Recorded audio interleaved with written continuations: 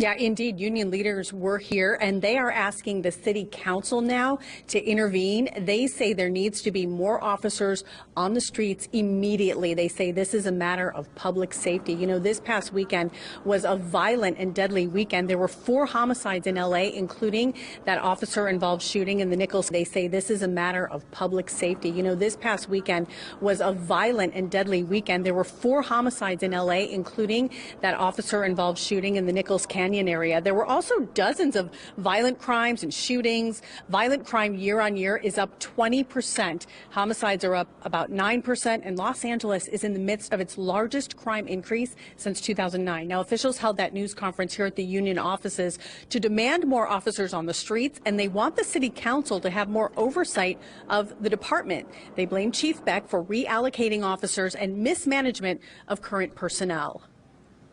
Chief Beck is not failing. He has failed. He has failed to protect our citizens, and he has failed to protect our officers.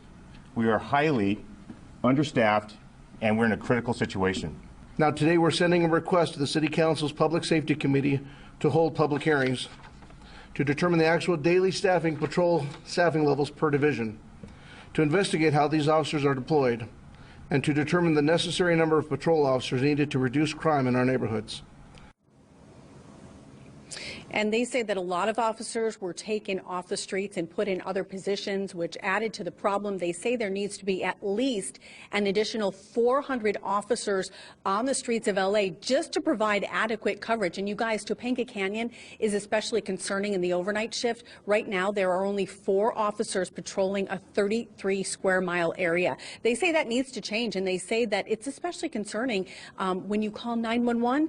They say that there may not be adequate officers to help you handle your problem, and that, they say, could mean the difference between life and death. So a very serious problem here in downtown Los Angeles.